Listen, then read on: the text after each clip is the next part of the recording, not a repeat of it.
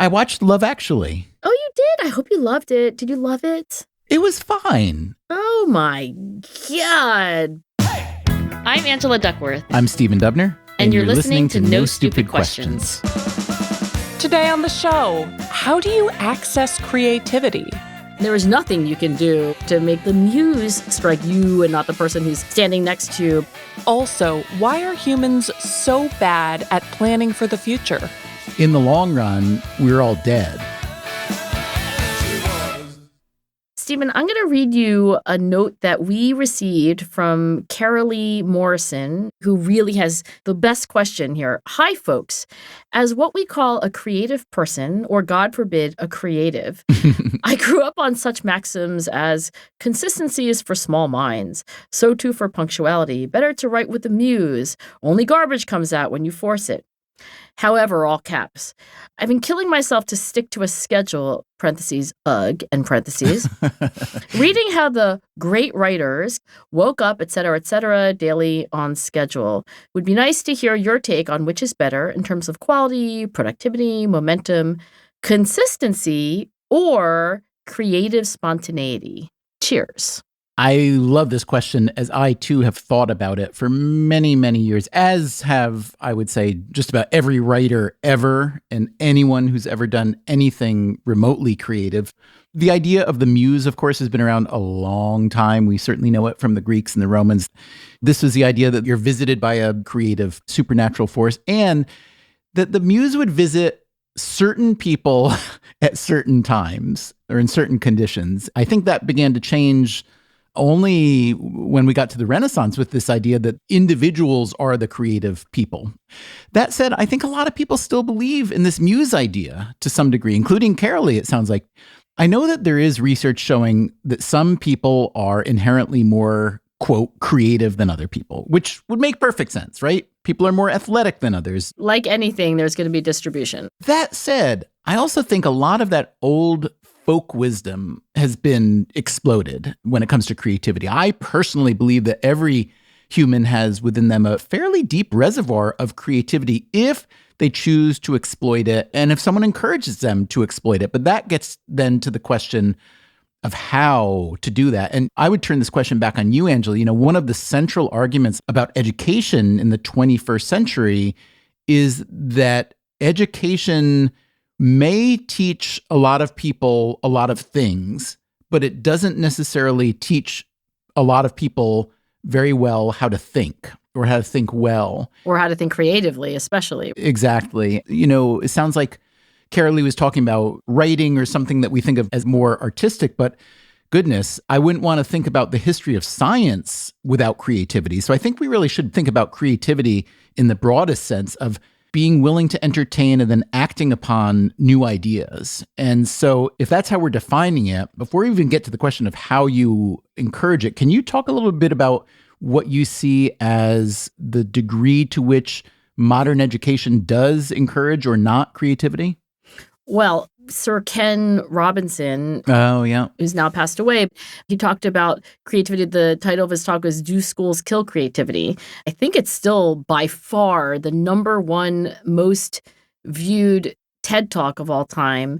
Sir Ken says basically that all children are born creative and risk-taking in the sense that they don't mind being wrong.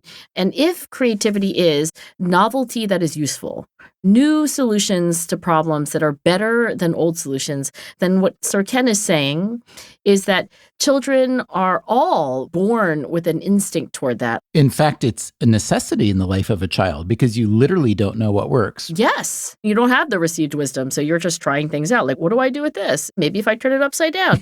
So the thesis is that schooling, especially the kind of formal schooling that you and I and everybody who's listening to this has had some experience with, that it just bleaches the creativity out of children by giving them a very narrow academic curriculum, by awarding them for right answers, by penalizing them for quote unquote wrong answers. And do you think along the way that children also get the message that there are some people who are, quote, the creative people and the rest aren't? So Sir Ken Robinson also says that there's a pretty clear hierarchy of what it even means to be creative. For example, most people intuitively would say writing, that's more creative than physics. But even within the humanities, there's a hierarchy. Sir Ken would say art and music at the top of the status hierarchy for the humanities, but say drama or dance is lower down. This argument was so virally popular. So he must have struck a nerve. I mean, it's not a scientific argument. It's based on his observation and his intuition.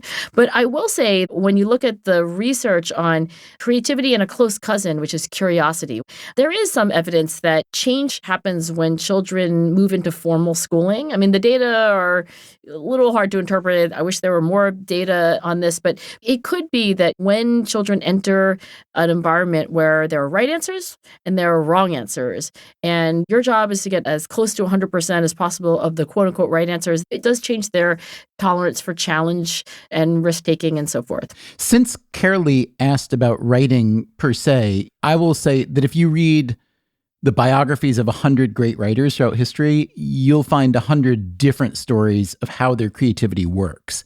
But a lot of them don't rely on the muse. First of all, it's just not practical. If you want to write more than one book in your entire life, you need to learn how to do the work. E.B. White, who I know you like. I love E.B. White. So you'll like this quote from E.B. White as well. A writer who waits for ideal conditions under which to work will die without putting a word on paper. Hemingway, I think you also like Hemingway. I like me some Hemingway. Hemingway said, "When I'm working on a book or a story, I write every morning as soon as first light as possible. There is no one to disturb you, and it is cool or cold, and you come to your work and warm as you write. You read what you have written, and, as you always stop when you know what is going to happen next, you go on from there. You write until you come to a place where you still have your juice and know what will happen next, and you stop and try to live through until the next day when you hit it again." That was such a Hemingway passage, and I like that you read it in a very Hemingway way. Well, Ken Burns has made his Hemingway documentary, so it's kind of stuck in my head. It's a very good documentary. But when I was a young writer and I read that piece of advice from Hemingway, I thought, ooh, that is one of those things that people who consider themselves pure artists would probably despise because it sounds too functional. But as someone who's actually written for a living for many, many years now, I found it to be one of the most incredibly useful pieces of advice, which is never stop writing for the day until you've solved whatever hard puzzle is right in front of you, because you don't want your reentry the next day to be difficult. You want to be excited about that next thing. You want to know where you're going. So to me, that is a good example of the non-muse style of thinking about being creative. Red Smith, who is a great sports writer for the New York Times and elsewhere, but also is just a really lovely writer. He wrote children's books and so on. He said, writing is easy. You just sit down and open a vein. So that's a little bit more extreme. You know what? You do have to make yourself write when you don't feel like it, because if you wait till you feel like it, just like you quoted from E.B. White, that day may never come. But one way to think about this is that the muse striking and this kind of daily diligence are not at odds with each other. In fact, one affords the other. Our mutual friend and dearly missed colleague, Anders Ericsson, wrote an article on creativity, and he was asking whether he could further the understanding of creativity through his own expert performance framework, which is very much how Anders saw the world. And he wanted to make the argument that even when you look at creative genius, that what looks like these spontaneous epiphanies that come out of nowhere are actually the result of daily deliberate practice where you're accumulating skill and knowledge in a pretty unromantic way. I mean, I can identify with Carolee's frustration or feeling that being creative according to a schedule is kind of unsexy. But I think it's pretty hard to find too many models where discipline and even schedule haven't contributed to a greater creative life. You can certainly find people who burned fast and bright and lived a purely creative life. The psychologist Dean Simonton, he looked at an interesting question around the relationship between creativity and mental health, because there is this, I don't know if you want to call it a cliche, of the tortured artist. So he looked at the prevalence of mental illness in different types of creative people. Let's see, visual artists and writers were on the high end of the scale, with poets the most pronounced. 87% of poets experience some kind of mental disorder. Now, that sounds maybe shockingly high, but you have to consider the general population. It's about 46% of Americans. Still pretty high. But here's what was really interesting to me. He also measured scientists and found that they had a considerably lower tendency for mental disorder, about 28%. And he found that if you include all creative people in this tally, so from poets to scientists, that they actually have lower rates of mental illness than non-creative people. In fact, he argues that creative behavior is a marker for good mental health. So those are not all people just waiting for the inspiration. Those are people who have learned how to work, acquiring knowledge, acquiring skills, and so on, and then being able to be creative because you've done the work. And I think that's what scares a lot of people, is realizing how much work you have to do in order to get hit with that creative burst. Well, it might scare people that like, wow, that sounds like a lot of work, but it might be even more frightening to think that the muse just has to strike. And there is nothing you can do to make the muse strike more often, or to strike you and not the person who's standing next to you. You know, we are coming down clearly on the same side of the issue. The only thing I can think immediately that argues against us is this episode that I watched recently. It's actually a very creative little miniseries. I think it's on Netflix, called Midnight Diner. Now, I don't even have to ask you, Stephen, if you've seen it, because you don't watch anything, much less a little Japanese miniseries. But wait, I watched that one. No, you did not. No, you didn't. Have you ever heard of Midnight Diner? No. I'm such a disappointment. I apologize. It is so clever. I'm writing it down. I'm putting it on my list. You have not taken any of my pop culture suggestions to heart. I watched Love Actually. Oh, you did? I hope you loved it. Did you love it? It was fine. Oh my God. Blasphemy. Look, I can't go full Angela on it. I can't say that I'm going to watch it like 5 times a year for the rest of my life. So great. I think I'm going to watch it tonight just because you said that. But look, you don't love golf. So I love that you love your Yes. things, and you can love that I love my things. Tomato. You say placebo, I say gazebo. I say placebo. Okay. Yeah. But we digress. Anyway, let me tell you about Midnight Diner. It's my husband's favorite thing ever that he has consumed as a creative product. Wow. The episodes are 20 minutes or so, and each of them is like a little moral tale. And it's all centered around this fictitious diner that's open from midnight to 7. That's the Midnight Diner. And each of the little stories is the story of one of the diner guests. And the one that I'm thinking of in particular that argues against us is that there is an aspiring anime writer / illustrator. And basically the narrative ends with this aspiring manga creator working so diligently and hoping to force the muse to come, and ruining not only his own life, but also the life of his girlfriend. So at the very end of this artist basically does what is clearly the quote unquote right decision, at least in the context of this episode, which is he just drops it. He stops doing what he's doing, and it's intimated that he will come back to it when the time is right. So maybe there is such a thing as forcing inspiration at the wrong time. What do you think about that? Wait, that was a strong argument in favor of the belief in the muse? Yeah, because this guy was just not able to say, hey, you know what? It's just not happening. I guess my interpretation was that he just deemed himself unworthy of the muse visit. See, that to me is the downside of the belief in the muse. If the muse doesn't come to you, you consider yourself unworthy. Whereas in fact, I think anybody's worthy. I think sometimes you have to trick yourself though, truly. How so? Well, for instance, when I have a really hard piece of writing, I will avoid it, like a lot of us do when there's something hard. You'll procrastinate. And then I think, well, I don't want to avoid it. I want to get into it, but for whatever set of reasons, it's very difficult to do so. So you know what? I'm not really going to buckle down now and really, really write. I'm just going to open the files and look over my notes and look at this reporting and look at the outline, and maybe I'll have a few ideas. And then sometimes, I'm not saying this always works, but sometimes the next thing you know, you're totally engrossed. The sentences are just flying out of your fingers. Now, look, some people may call that some kind of muse. I guess I'm just not a believer, but I do feel that there are ways for all of us to develop, like a muscle, those more creative parts of ourselves. And I do believe that modern society, and especially our schools, don't really do enough to inspire creative thinking, or honestly, really thinking at all. I mean, when most of us think about thinking, it's thinking in the service of solving a problem.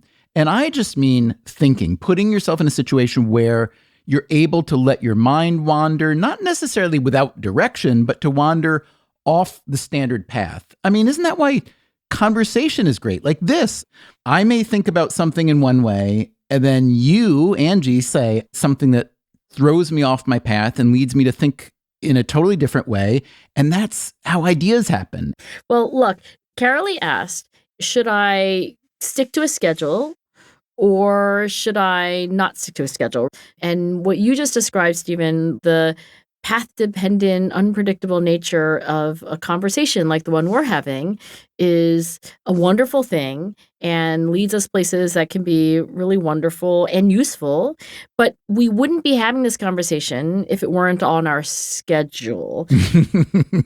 That's a good point. So, again, I think that the secret to spontaneity is consistency. And maybe you could take it too far, and maybe I have to rewatch that episode of Midnight Diner. But I think the reason why so many artists and writers and musicians have routines and rituals is that just waiting for the muse to poke you in the ribs and say, "Hi, I'm here," is just really not a good strategy. Still to come on No Stupid Questions, Stephen and Angela discuss how we can get better at helping our future selves. Why are people buying Frappuccinos and not investing in their 401k?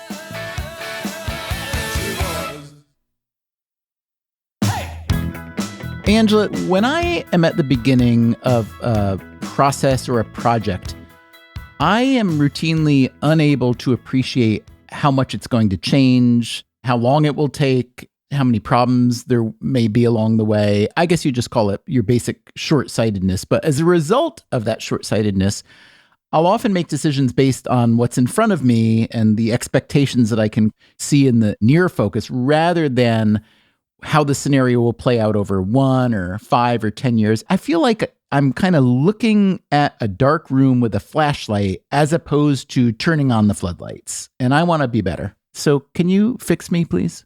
And even your flashlight only goes like 2 or 3 feet, and then you can't see beyond that. Well, I have a 5-foot flashlight, so it's pretty good flashlight.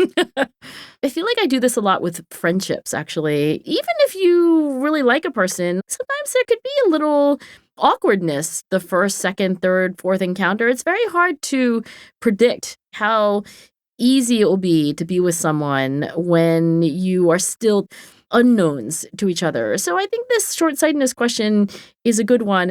As a counselor here for you, Stephen, since you put me in that role, let me begin our tutorial with a term that you may well know already, which is prospection. Is this a term that you've heard in your many interviews with scientists? It is a term I'm familiar with. But honestly, if you asked me to really explain it, I think I would suffer what's called the illusion of explanatory depth, which is I would start and then I would stumble. So why don't you? Okay, well, prospection is something I know a little bit through my advisor, Marty Seligman. Marty is well known for his work on helplessness and positive psychology. But if you ask Marty, what are your major accomplishments as a scientist, he would say that one of them is prospection, to advance our thinking on what it is for human beings to simulate futures. And this prospection capacity, the ability to play a movie in our heads of futures before they have come to pass, is interesting insofar as what we're able to play movies of are not just things that we have experienced in some close facsimile already. So, for example, if I ask you to play out what Thanksgiving might look like this year, you've had plenty of Thanksgivings to pastiche together in your head. But what's really amazing is I can say, imagine an elephant sat on a peanut butter and jelly deli sandwich while spinning on a and you can do that. You can imagine these things that have never come to pass, and you can imagine futures that you have to really construct. Can I ask about one wrinkle of that? I'm curious whether we're pretty good at prospecting when it comes to procedures or physical things, like Thanksgiving will happen, I'm in a particular place, people will arrive, we'll eat certain things, etc., versus an emotional state. Because one thing that really surprised me, when my mother died, she was my second parent to die. My dad died when I was very young. My mom died when I was probably early 30s. And even though she'd been declining, and even though I'd spent a lot of time with her and we were very prepared for her death and so on, my emotional response shocked me. I was hit so much harder than I would have thought. And people said, well, no matter how old you are, when you become an orphan, there's still this feeling of being motherless or fatherless. But to me, it was an illustration of how bad I was at prospecting on a purely emotional level. And I'm curious whether psychologists disentangle the emotional prospection from others. Well, in fact, this is where psychologists who study prospection spend most of their energy, which is how good or bad are we at predicting what we will feel like in the future? What would happen if we won the lottery? How happy would we be? What would we feel if a really unfortunate event happened, like losing the ability to walk? The research on this says that we can be pretty bad, actually. Dan Gilbert, in particular, at Harvard, is well known for this work on affective forecasting and showing that, for example, we think that the apartment with the view is going to be amazing and that we're always going to be dining al fresco on this balcony. It's all about the pigeon poop in reality. I mean, seriously, look up at any apartment building. Have you ever seen anybody on their balcony? So we can be wrong. We can be wrong about how we're going to feel in particular. And do we usually err on the optimistic side or the pessimistic side? Well, I think it can go both ways. There is this tendency of bad being stronger than good, that we can attend to negative possible futures and then past events also. And by the way, it's not just feeling happy or sad. George Lowenstein, another behavioral scientist who we both know fairly well, would say that we can be wrong about, for example, how hungry we're going to be later. So if you go shopping for food and you're starving, you buy enough food for an army. You should be able to forecast that after you have a snack, you're not going to be nearly as hungry, but that's hard to do. How is this related to temporal discounting or hyperbolic discounting? And actually, are those the same thing, but one is the language of psychology and one of economics? I think the term temporal discounting is more common in economics than it was in psychology, because that refers to a valuation function. Like, how much do I value $10 if I don't get to have it until 14 days from now? Right. I will gladly pay you on Tuesday for a hamburger today, in other words. That sort of thing. And that sounds to me like language that was imported at some point from economics over into psychology. Psychologists, they've long talked about delayed gratification. That goes back to Freud. So it's not that this idea hasn't existed, but I think the gist, either if you take this from the economics tradition or from the psychology tradition, is that not only is $1 today worth more than $1 tomorrow or a year from now for objective reasons. I could invest it, inflation, but actually just for purely psychological, subjective reasons, we're not able to truly imagine what it would be like to have this ice cream cone in a week. And therefore, we irrationally discount the future. So when you have to wait even a few seconds or minutes for a tasty treat or a pleasure, it is losing its value faster than it ought to, in a sense. I could imagine that our general inability to delay gratification could be seen as useful along the way of our evolution, but it seems pretty bad now. It seems like it's a case where our ancient hardware is not being updated with modern software. Don't you think we should be better by now? When retirement comes up as a subject among economists or policymakers, everybody wrings their hands like, why are people buying Frappuccinos and not investing in their 401k? It's like, for most of human experience, life was short and there weren't Frappuccinos. There weren't Frappuccinos. I have the Frappuccino. We didn't necessarily evolve to stock away money when we're 16 for the day we're 92.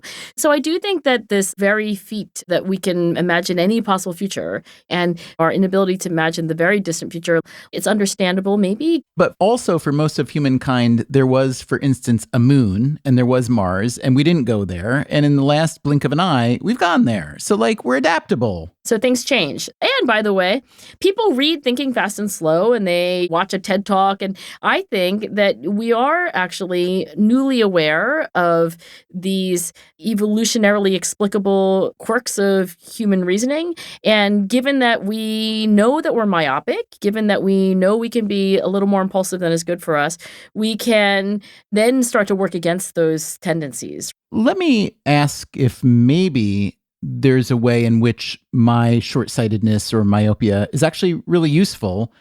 If I consider a new project or a new relationship, and in the moment it seems boring or painful or too much trouble, even if it might pay off really well down the road.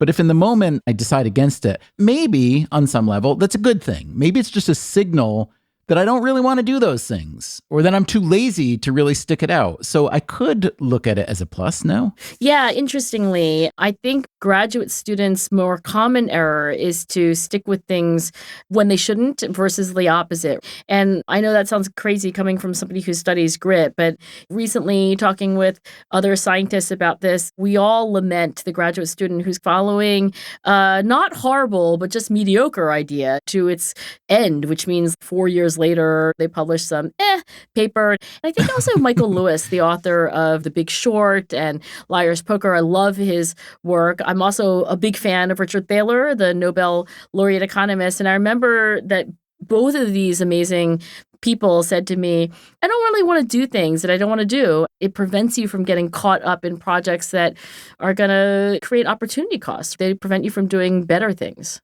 Would it help to set what I think people like you call top-level goals that drive my identity more and that are really important for satisfaction in life? Could they help me overcome the short-sightedness? Because I want to be able to make good decisions that will pay off for me and my family and society in the long run. I think that not only top-level goals, like higher-order abstract goals that are resonant with your identity, but almost any goal, in fact, is a mechanism by which we can overcome our present hesitation to do what's in our longer term best interest. If you're like, my goal is to walk an hour today, then when you don't really feel like going out the door or you want to come home earlier, you're like, well, I set a goal. So the function of goals, at least in part, is to enable us to hold fast to what is good for us in the long run and not do just what we feel like doing.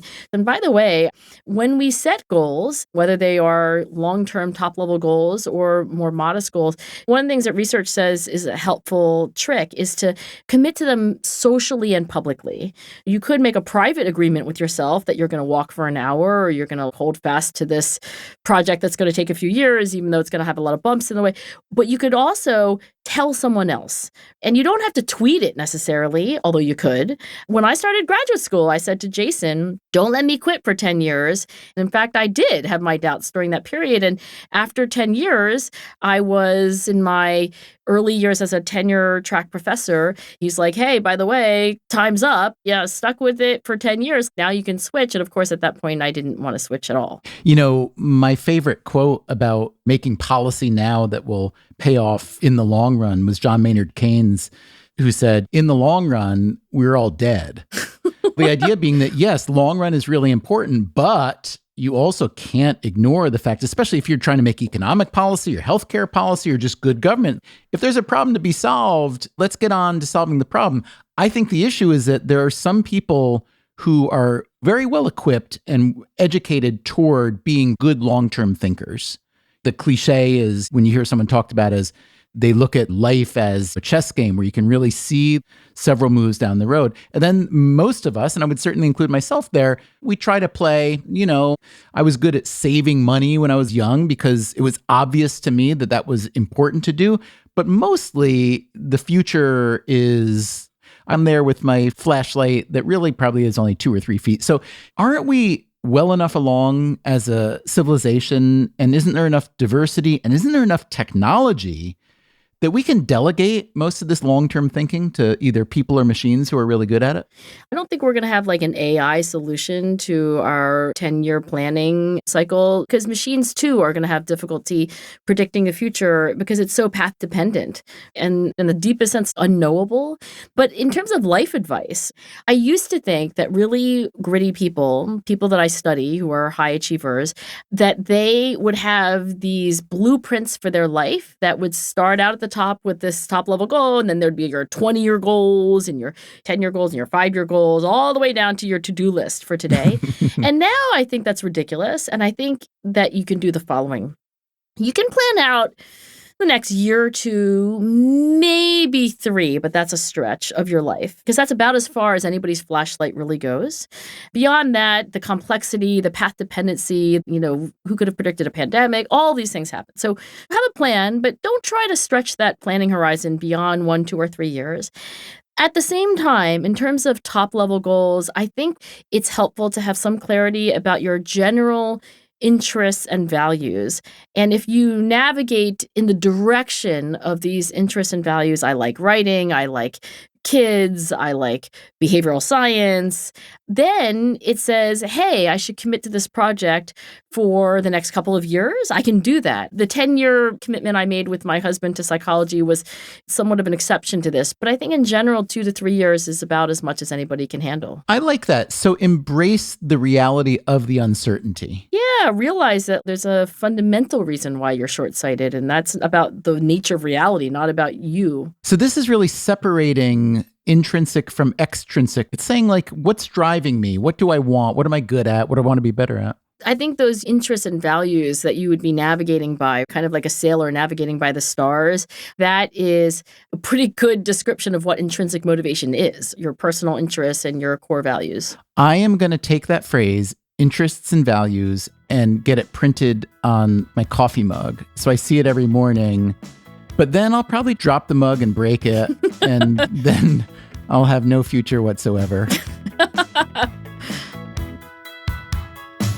No Stupid Questions is part of the Freakonomics Radio Network, which also includes Freakonomics Radio, People I Mostly Admire, and Sudhir Breaks the Internet. This episode was produced by me, Rebecca Lee Douglas, and now here's a fact check of today's conversations. To begin, we need to include a fact check of No Stupid Questions episode 52, How Much Should We Be Able to Customize Our World? During the conversation about customized education, Stephen and Angela discuss educator Joel Rose's learning model for new classrooms and refer to the organization as a for-profit institution. That was a mistake. New Classrooms is not for profit. Apologies for not appropriately customizing our language there. In this episode, Stephen and Angela discuss the significance that inspiration, or the Muse, holds for creative work. And Stephen shares that this idea originated in antiquity. However, we should note that ancient Greek religion and mythology celebrates the Muses plural, although ancient texts like Homer's Odyssey invoke both the Muses and a muse singular. The poet Hesiod mentions 9 muses in total and writes that Zeus is their father and their mother is Mnemosyne, or memory. It's likely that the Muses were originally the patron goddesses of poets, but later in history they encompassed all liberal arts and sciences. Later, Angela says that everyone listening to this podcast has experienced formal schooling. That's unlikely to be the case since formal schooling is not a universal experience. According to the Census Bureau, about 3.3% of school-aged children in the United States were homeschooled at the start of the pandemic. And by fall of 2020, 11.1% of households with school-aged children reported homeschooling.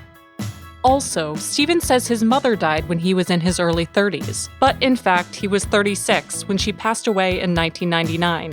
You can learn more about her life as an accomplished ballerina, self-taught farmer, mother of 8, and devout Catholic convert in Stephen's 1998 memoir, Turbulent Souls, which was later republished under a new title, Choosing My Religion.